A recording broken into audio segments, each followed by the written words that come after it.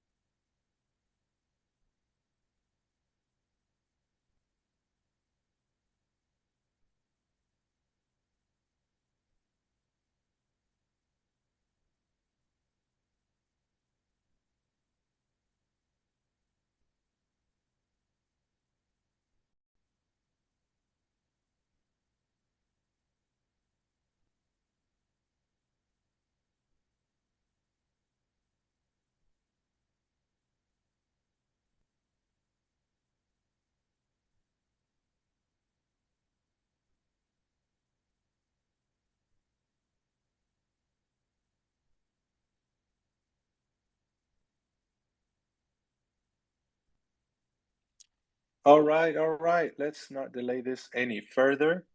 Thank you, everyone, for joining. I'm sure once the morning space uh, ends, our registrants will join us. But in the meanwhile, I'm going to introduce ENS Academy. For those who don't know about us, ENS Academy's mission is to accelerate the adoption of ENS worldwide. We bring ENS experts to share their knowledge and expertise with the global community. Our goal is to educate, support, and empower anyone who can benefit from this technology. We believe ENS to be an open public utility that belongs to the community. ENS Academy aims to be the place where we can learn the fundamentals, skills, and possibilities of ENS. We hope to provide focused interviews and content that will add value to the community. Today, we have a very special guest. He is a former pro poker player turned into Web3 entrepreneur. He has contributed a lot of content to about ENS to the ENS community, and specifically, one thread that really caught my attention and what we will be focused on today, the topic is .eth domains are digital property on cyberspace. And 513.eth, thank you so much for joining us today. I really appreciate you giving us your time. Thank you very much for inviting me to your spaces. I actually found you out when you contacted me to come over to speak today. And thank you very much also for educating everyone about this amazing technology. Absolutely. I mean, since I learned about ENS, I think early this year, I couldn't stop thinking about it. It's so powerful and revolutionary. It provides the identity layer that we all need in Web3 and in the future. Definitely, definitely. I agree with that. So I pinned your tweet. I pinned it up top. What I would like to focus on today is really if you can just walk us through the tweet. You know, it's one thing to read the tweet, but it's another learn about it from the writer himself, and there's a lot packed in there. We have a lot of questions prepared actually. So yeah, James, welcome. James is my co-host. He's the co-founder of ENS Academy. James, hello. Hey, thanks so much, guys. When I read that thread, it just blew my mind because I was just imagining that scenario playing out, and I'm really excited to have 513 here for this event. I think we're all going to learn a lot, and we've really put together some amazing questions for you guys. I think you guys will really love the discussion, and it's going to be an exciting show. All right, I'm ready for the questions whenever you want to shoot them. Sure. I mean, before we go into the questions, tell us a little bit about yourself. Yeah, of course. When did you get into Web3 and ENS specifically? Also, if you can touch on that thread, give us a little intro about it before we start with the questions. Of course, I'll present myself. I'm a Spanish guy, 24-year-old, living in Barcelona. And I found out about crypto back in 2017, more or less 2016. I actually bought Bitcoin back then, but I didn't know about the technology. I never actually researched Bitcoin before. So I just bought and traded without really knowing about the technology. And then it was 2020 during the COVID crash that I started researching Bitcoin and Ethereum more deeply, and I was amazed by this technology, right? Because it's such a revolutionary concept. We're taking out like intermediaries from everything, literally everything, thanks to smart contracts and all this, right? And so I started researching about it, and then I bought .com domains for like Web3 related .com domains. I bought a bunch of them, but I did that because I didn't know about .eth domains before. So basically in 2020 I was this guy that was sitting in my computer at home, seeing all the world with the virus and everyone at home, and the central banks printing so much money, right? So I was like, damn, what can I do in this scenario? And then I found out about this technology, about scarcity of digital assets, and I was like, wow, okay, maybe I can invest all my liquidity into this, because this is probably going to go up in value as they devalue the fiat currency, right? So I started investing in .com domains for Web3, and I've experienced like quite a bit of trouble selling them, and then I compare it to .eth domains now, which are so easy to sell. Like compared to .com domains, I'm using the main provider, which is GoDaddy. I bought domains back in 2019 from GoDaddy for my drop shipping businesses, and then I got into the Web3.com domains, and I tried to sell those, but really hard to sell them. And now for .eth, I'm trying to sell them through secondary markets like Ants Vision, and the experience is so much better. And that's something that's really amazed me, how .eth domains in this sense are so easy to transfer, so easy to sell, and you get like real ownership. I don't have like ownership of my .com domains. I have to use a third party to sell my .com domains, which is also like something that I don't like. And what was the other question that you wanted? You wanted me to talk about a bit about the thread, right? Yes, exactly. You also made such great points already about how ENS is so easily transferable, so easy. It's really ownership versus the .com. That's really interesting. And yeah, let's talk about your post that we pinned on top. So it's kind of related to what Michael Saylor was saying about Bitcoin. So Michael Saylor always said, he's the CEO of MicroStrategy.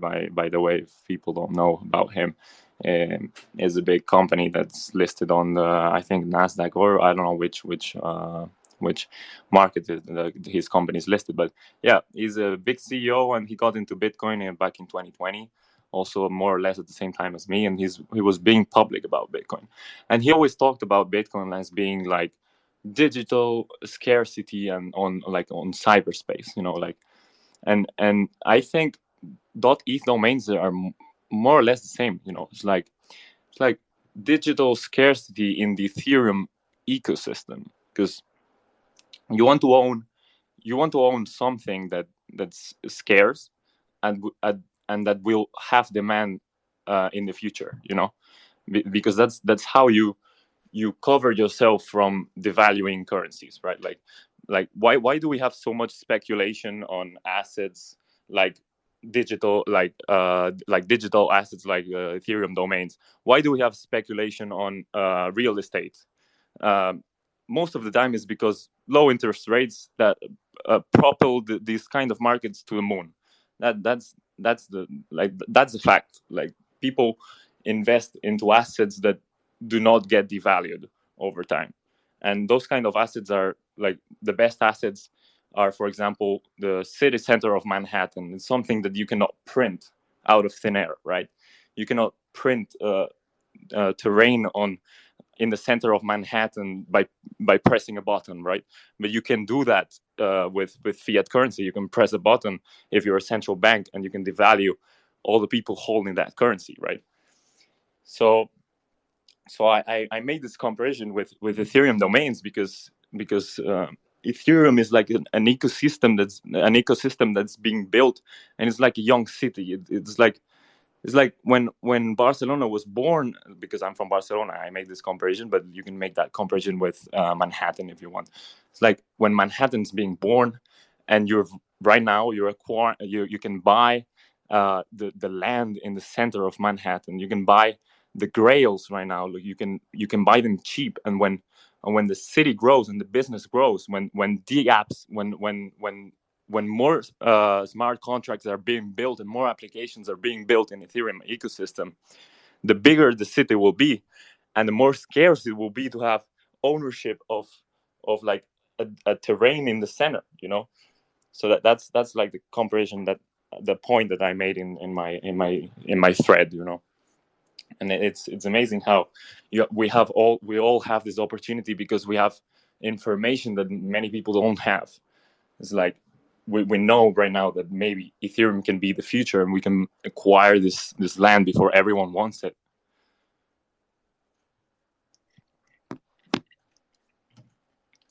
Absolutely.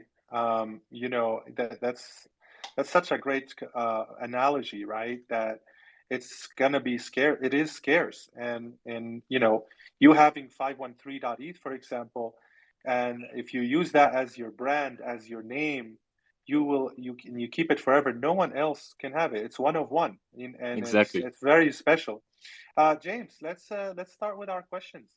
Yeah, so our first question, which is arguably a critical one, is around time frame. So yesterday we had an episode with ENS Vision, and they made a really good point that if you look at the number of ENS users, it's about 500,000, right? Like when you compare that to where we see the ultimate adoption of billions of people, it's just a drop in the bucket, right? So their point was, what is the time frame we are looking at, right? So in your mind, um, around what type of time frame, or more so why would you justify your time frame? Like would it be um, the catalyst being like the bull market, that okay, in a year or two that's what's going to cause values to skyrocket? Will it be the creator economy, where you have all these millions of people that want to get paid by crypto, and instead of putting their long wallet address on their YouTube profile, they're just going to put their .eth address? How do you view the time frame?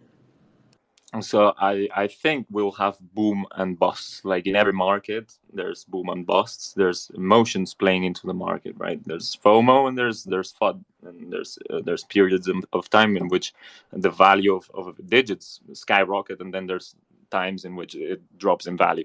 But over the long term, I think it will keep increasing. As I said, as Ethereum keeps growing, the value of these domains will keep growing.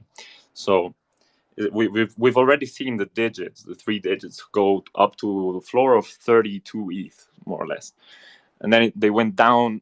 Not recently, like 1 or 2 weeks ago, they went down to 15 ETH, but now they're back up around 20, 28, 27. I don't know, more or less. But over the long term, I think one of the catalysts they'll make that will make Ethereum domains really skyrocket, I think, is the bull market, because during the bull market is when there's most FOMO and there's more people that's adopting this new technology, right? There's more people learning about this technology. Right now, there's not that many people learning, right? There's the sentiment is quite low. Not many people are learning about crypto right now. There's a few, but during the bull market, that's when we really have to educate people about Ethereum domains, and we have to educate people about this technology and really retain them, so we don't lose them when the bull market's over, right? But I think over the long term, Ethereum domains will keep going up in value, as this technology will probably be adopted by more and more people every year, right? Because this technology improves the lives of everyone. We're removing intermediaries out of literally almost every agreement, right? It's so revolutionary, and we're so early. It's amazing to experience, right? Yeah, I totally agree with you. In my opinion, the bull market would be a massive catalyst. I mean, imagine if the price of ETH, really jumps and goes from, say, like 2,000 to 5,000, or even more. Just imagine in the bull run, like all the wealth that's going to be created, like that has to go somewhere, right? Um, a follow up question would be, where do you see the demand coming from? So more specifically, what types of entities? Like, will the demand come from corporations? Will it come from funds that have millions of dollars to put in? Will it come from, individuals who are part of the creator economy and they want to get paid in crypto? And uh, like, how do you see that? All right. I actually wrote a thread about this some time ago. So I think it's really interesting, because with Ethereum domains, we might have demand from different sides that we don't have for .com. Like, for example, .com domains, they don't have gamers trying to buy .com domains. Gamers will buy usernames for their games, right? But for Ethereum domains, imagine that if we have play to earn games, or like the play to earn games right now, they're most of them, they're not sustainable. They have not developed as like a system in which they can retain money into the ecosystem. But once we have like games with a good economy, and gamers playing those games on like Ethereum ecosystem, if that ends up happening, we could have demand from gamers for Ethereum domains, and connecting those gamers with their .eth to the games, and they would be playing these games with their wallet. I think that's one side of the equation, in which .com domains, there's no demand from these kind of buyers. Also, I believe. I believe hedge funds or corporations will also want their .eth domains. Uh, for example, I would say funds, maybe they want to own a .eth domain, because it can be a hedge against inflation, just like porn.com could be a hedge against inflation, because it's something that always has demand. There's people that's searching this word on Google, and it gets traffic. So it's like digital real estate. Anyone on the world can type a word and can access this site, and this traffic is traffic that you can monetize. You can sell ads to all the people that is searching this kind of words on the internet. Same could happen with .eth domains, and hedge funds can buy this kind of domains to retain value, to retain their purchasing power over the long term, as it has value, it has utility, it has traffic, you know. So I think demand can come from various sources, not only hedge funds, but corporations, also gamers, or even people buying their own identity, like people that have an Instagram username, for example. If they want to have their username on the Ethereum ecosystem, if we end up having decentralized platforms, for example, they would need their .eth, their name, or something close to their name, because we already saw names running out, like everyone already registered all the names or surnames, and we're starting to see derivatives of names like Jordy 2 or Kevin 2 or something like that. So if you can get something close to your name, also is something that could be valuable. But having like a name is also a flex, which can also be another reason to buy a .eth domain, just for flex. People that want to flex their .eth domains, and having something that's very clean is also a flex, which people like to flex. Like we saw people buying their plate numbers, like in Dubai, right? People buy 000 plate numbers, or one plate number for millions, which is more expensive there than their own car, right? So people can flex with .eth domains as well. I absolutely agree. I see that it's the identity layer that .eth is creating, that we will all just need it. You know, it's like this thing you need, but you don't know that you need it yet. And as to your point about the demand, we already saw KuCoin, fractionalizing 127 four-digit domains, which is very interesting. I mean, they went for the four digits for some reason, and it's selling now for a higher premium than the floor price. So that's very interesting to me. But yeah, thank you so much. It's like the use cases that will come out from having a .eth is endless. It's a username, it's an email, it's your wallet address, it's your website. There's so much to it. Yeah, there's so many use cases. It's crazy, because we're adding so many different markets into a single market, single point. Whereas .com, we don't have this. We don't have gamers demanding .com domains and pumping up the price. For .eth, this could happen, and maybe the market for .eth ends up being insane. Who knows? Oh, I believe it. Go ahead, James. Yeah, I want to highlight something that 513 said, which is, gamers being like a massive catalyst.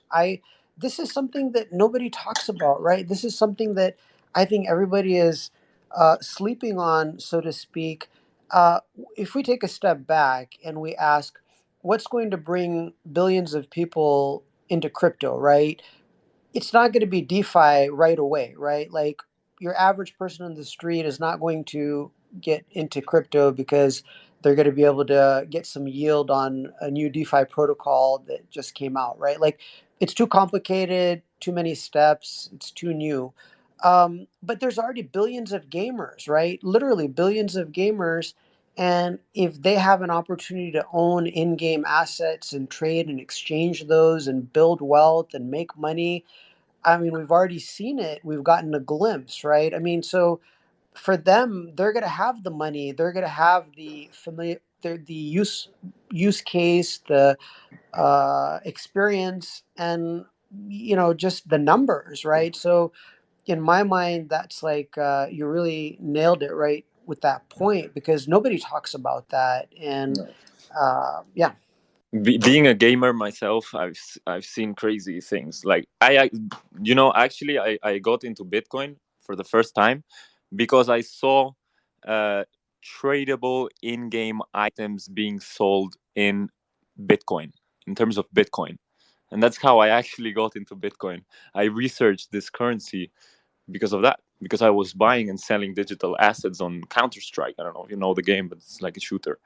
So it's crazy how big the digital assets for games is, and I'm super bullish also on this ecosystem. If you know about engine coin and stuff, and I'm really bullish on gaming also for decentralization and NFTs and everything. Yeah, we're just a bit too early. It's going to take some time for these gaming platforms like Steam and other platforms to embrace this technology and allow you to use your ENS Yeah, name and allow you to hold your assets. But it's coming, I mean, it's going to be, if they don't join us, they will be left out because other exactly. platforms will come. Exactly. So I hope we're right. So yeah, James, what else do we have? Yeah, so continuing on with the thread, right? So um, a question that I have is like, uh, in your mind, what are the implications of these exchanges fractionalizing ENS domains? Like, do you see other exchanges following? Like, exchanges are where all the money is, right? I mean, they're among the biggest companies in crypto, they have the most users, they have the most power in the industry, they're the on ramps, off ramps. Yeah, Like, are we just at the beginning of this happening? yeah. So I think it's great that exchanges are buying these domains and selling them to their users. Why is this good? First of all, because of exposure. The people are finding out about this asset. And why why why do these Ethereum domains trade on a premium on the exchanges? Basically because you're removing a bridge on the steps that you have to do to buy an Ethereum domain. Let me explain. So basically, like when you sell a product, for example, you have a sales funnel, right? You you you you show your product to an audience, and then you lead them through a sales funnel.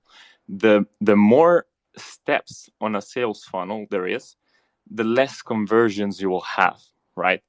So people, if you give everyone less steps to end up buying your product, you'll have much more conversion rate. You will sell much more. Well, the same is happening with Ethereum domains.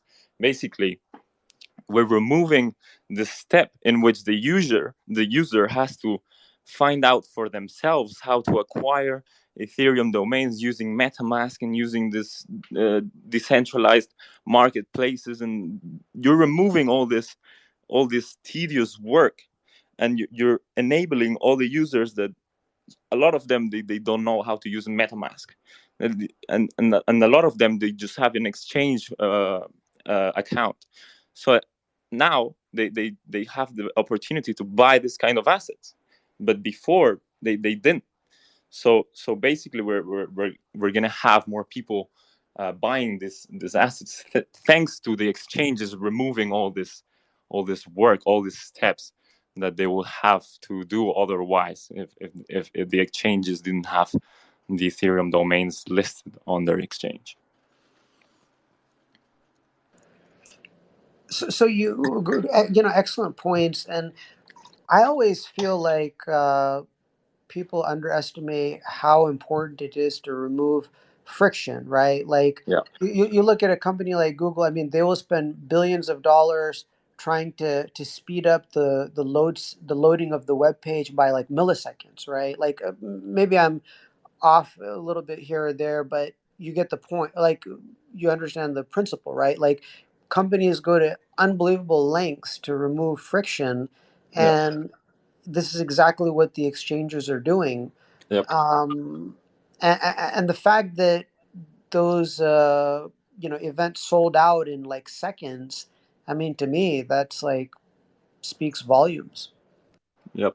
So there's the demand for these assets, but there's no knowledge on how to buy them. That's why they're trading on a premium on the exchanges, right? So it's good overall.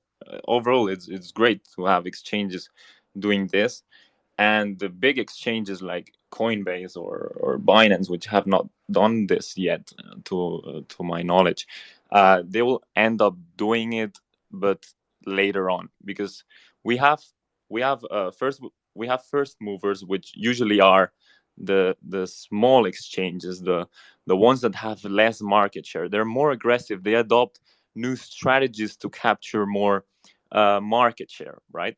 And as soon as we saw one exchange do it, we had another exchange instantly do it.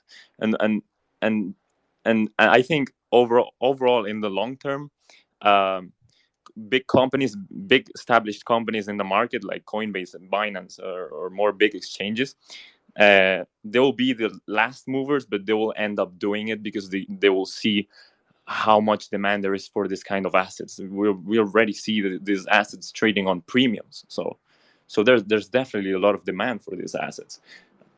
So yeah, so I think it's just a matter of time that the big exchanges start adopting the Ethereum domains also, and Can you selling it then. Yeah. Can you talk to us a little bit about why they pick the digits, right? I mean, I know the digits have liquidity. They're scarce because for 4 digits, for example, there's only 10,000, and for 3 digits, there's 1,000 3 digits. But you have 513. What made you get that? Talk to us a little bit about the digits. Yeah, so I actually bought like around 15 4 digits as well, not only the 3 digit, but basically is what you said. It's because it's the most liquid one, right? The one with the most demand right now. And I think digits are understandable by the majority of the population in the world.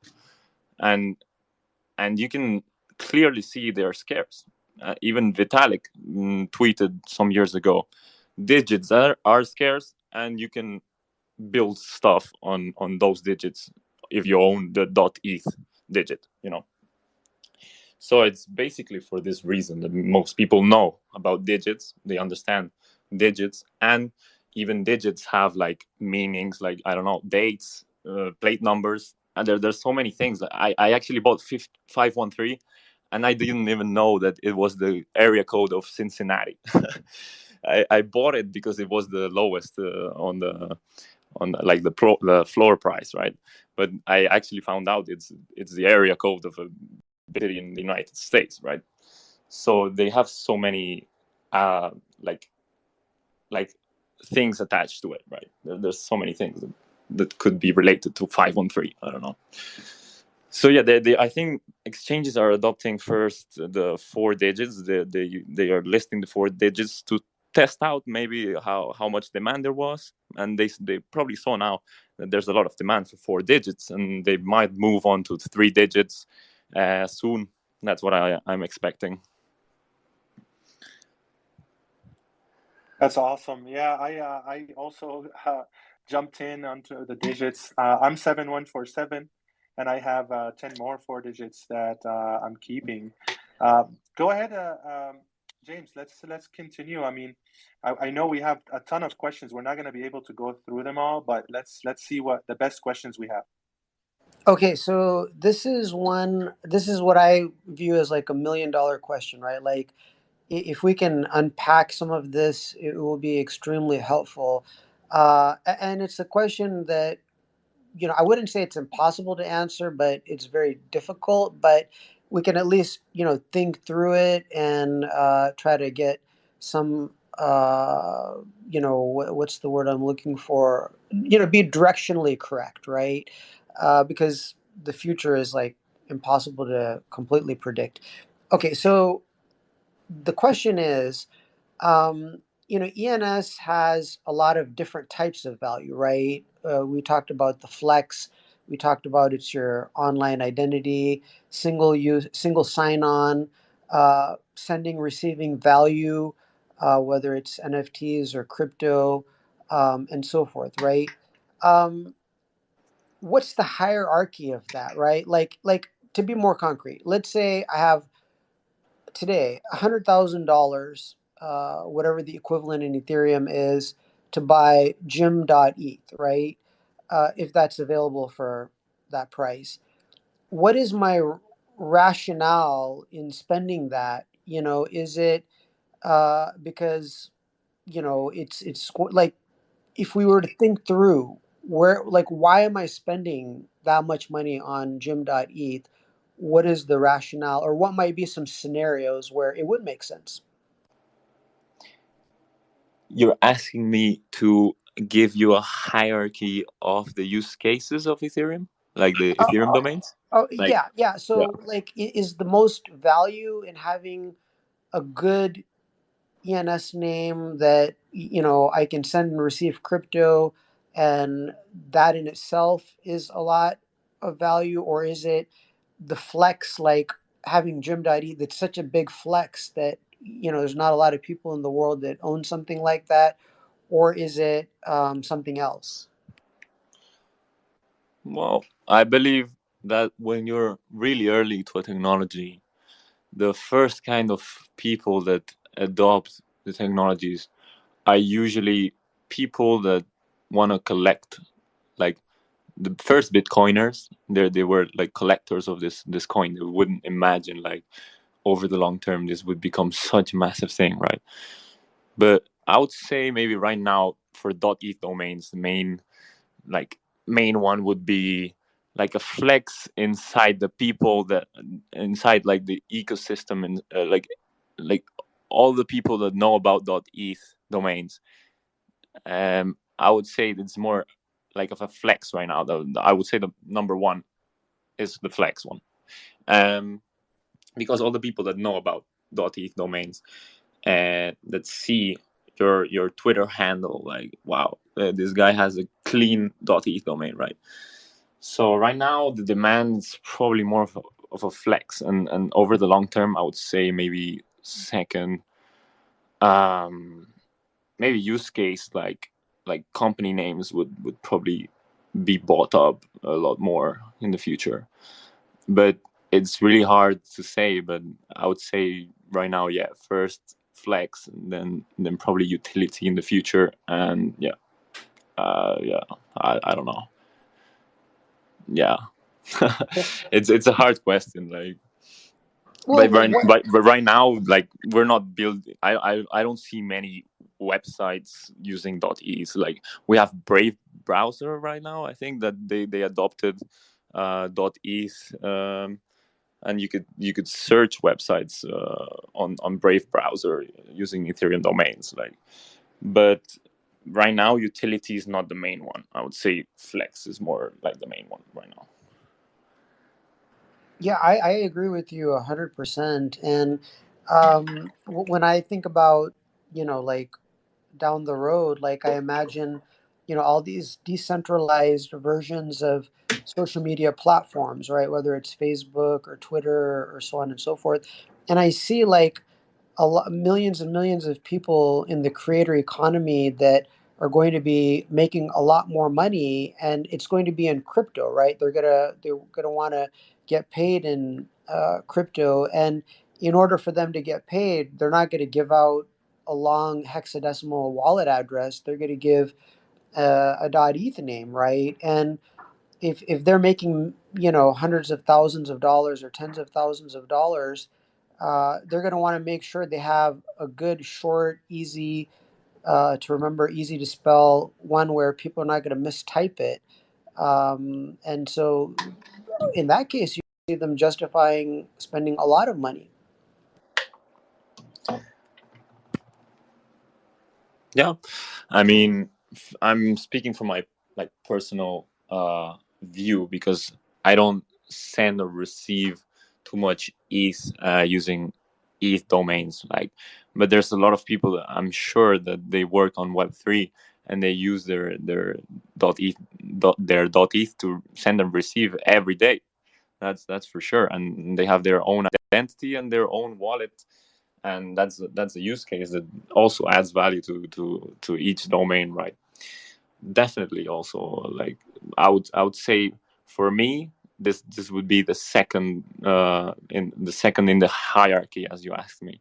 The first one for me right now is like, I see more a flex. ETH domains, I see them more as a flex than utility. But over the long term, I hope the utility becomes the number one, because we're here for the utility also, not only to flex, right? And that's why it's an insane market, because you can have flex value and you can have utility value, and you have both at the same time, which can really make the market go crazy. Yeah, 100%. I always give the example, like, this is a disrupting technology.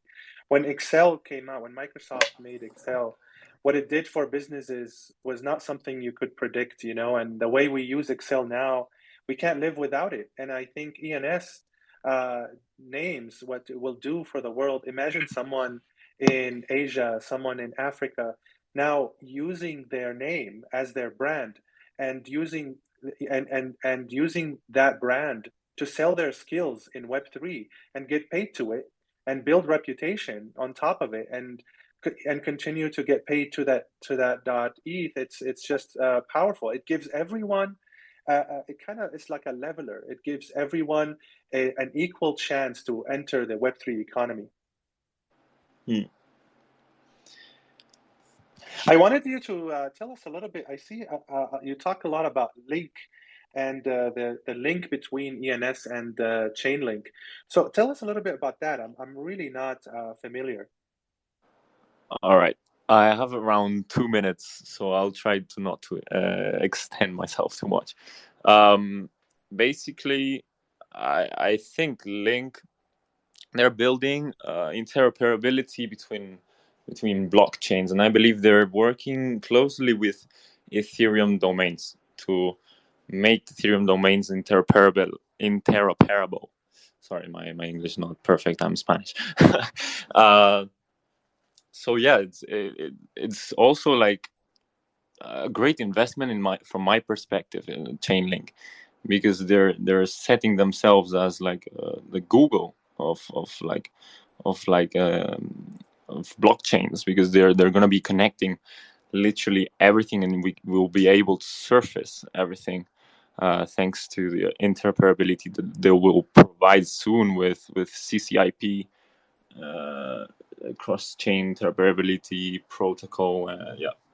And it's really interesting, and I'm really looking forward to watch the conference that's gonna happen soon in September. But yeah, I want to study more about what they're working with ETH domains, because I read that Sergey Nazarov, the CEO of Link, was working closely with the team of Ethereum domains, and we might see ETH domains interoperable soon in the future. So, yep, really interesting, and I want to research more about it. I can't really talk much about it because I haven't had the time to read more. So thank you. Yes, that's powerful. I mean, I can't wait to see more development in the space, and the fact that .eth is going to be cross-chain is just amazing. You mentioned you have to leave. We want to respect your time. Thank you so much, 513. James, any last comments? I was just gonna say, this has been like incredibly insightful. I think you got me really excited about a couple of things. I mean, one is, what's gonna happen in the bull market, which is arguably not that far away, right? Like 1 to 2 years in that estimate, in that ballpark time frame. And the other is the power of Web3 gaming and how that will impact .eth values. I mean, those are like two really exciting things for me.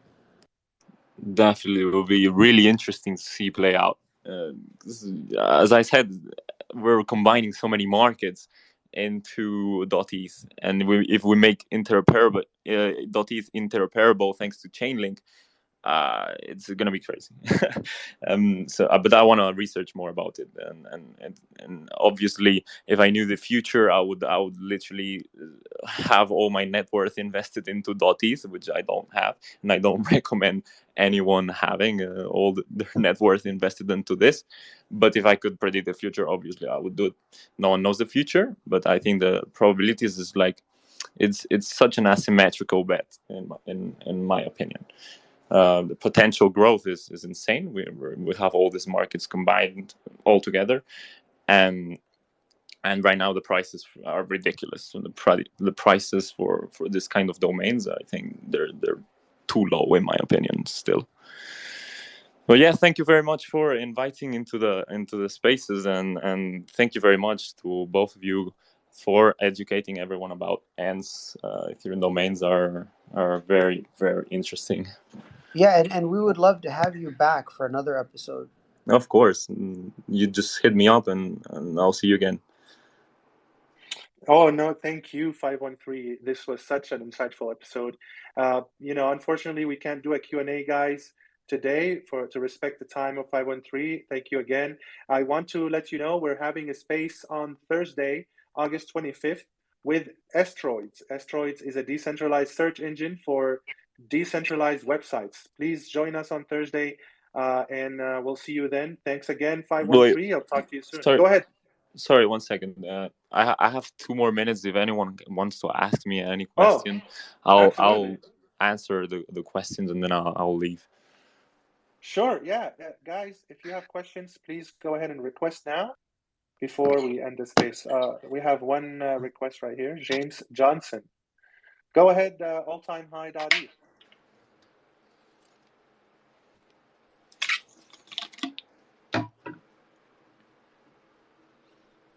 Go ahead, James Johnson. Go ahead with your question.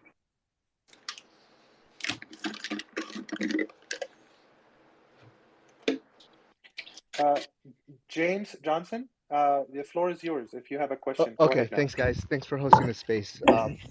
Very, very great stuff. To me, I feel like ENS is just super untapped. We haven't even gotten to the subdomain part where, I mean, James could probably talk more about it, where they're going to open up subdomains where you could, start registering under your primary. Like for me, I hold ATH.ETH, so I could start adding like other coins, like as a prefix prior to the actual domain name. So do you guys see the potential on that as far as like start searching or registering, like planning for subdomain names, Should I answer that? Yeah, please tell us a little bit about what you think about subdomains and your vision. All right, so I believe Ethereum name services team was working on the people that have a domain not giving up control. No, what was it? They were working so that you could subdomain your subdomains to people without giving up control of your domain, right? Right now, I don't know. I don't really know much about subdomains. I haven't researched much about subdomains, but if this ends up happening, in which you can subdomain without giving up ownership of your domain, I think this will flush out many of the shitty domains. There's a lot of people that registering nonsense, and I think that will make the grails, the really valuable domains, the ones that like I said, like the center of Manhattan, these will be more valuable thanks to those subdomains. That's what I believe. Thank you, 513. Thank you, James. And Thanks, guys. I think the other questioner dropped off. But yeah, I would love to have another space with you and even talk about. Oh, here he's requesting back. I think he got rugged. But I would love to have another space with you and talk about subdomains and talk about soulbound tokens and how that relates to ENS 513. Levan, go ahead, Levan. Hey, 513. Thank you so much for having enough time for questions.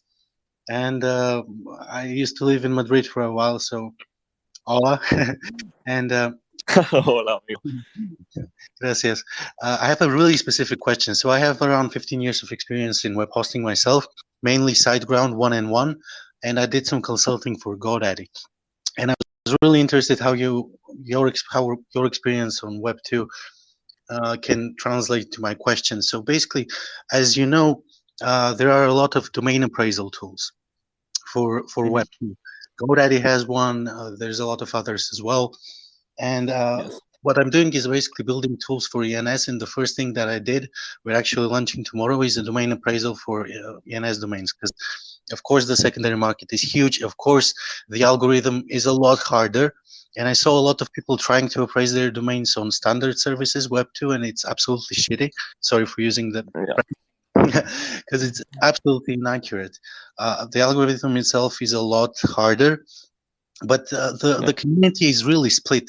Because of course I understand that most people value it as a domain name and they think there's one seller, one buyer, but there's also a lot of people that can't evaluate their domains and they're stuck either giving them up at very low prices or just not knowing what to do. So what do you think about such a service?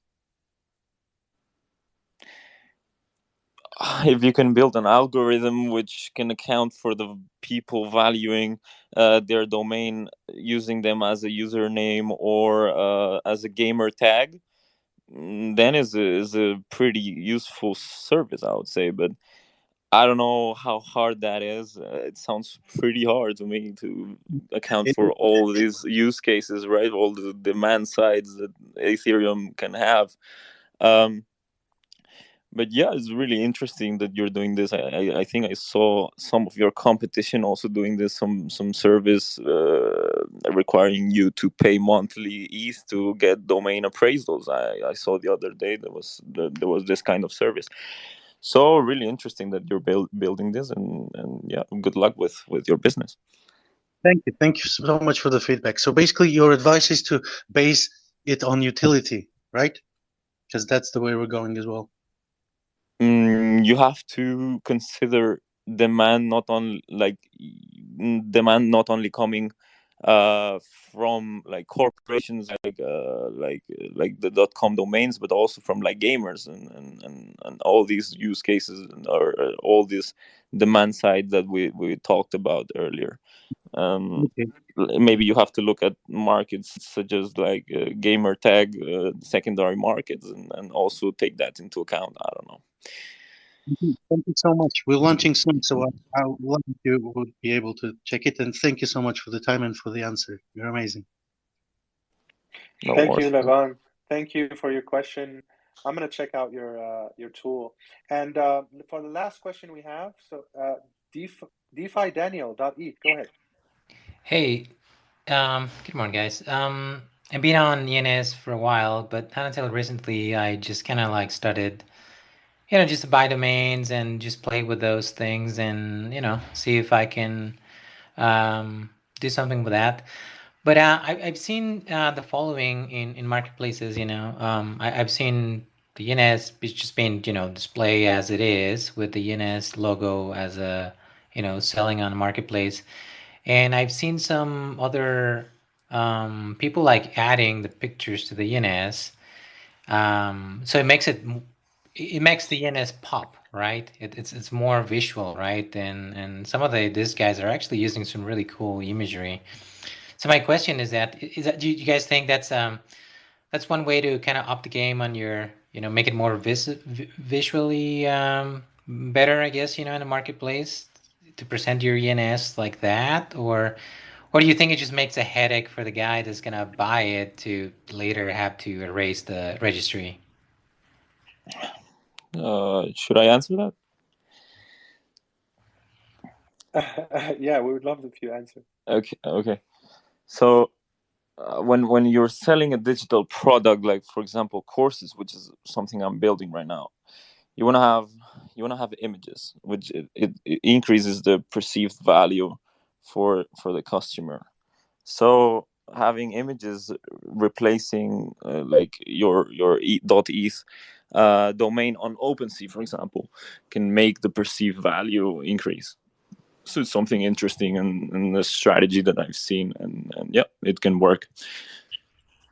Okay. Yeah.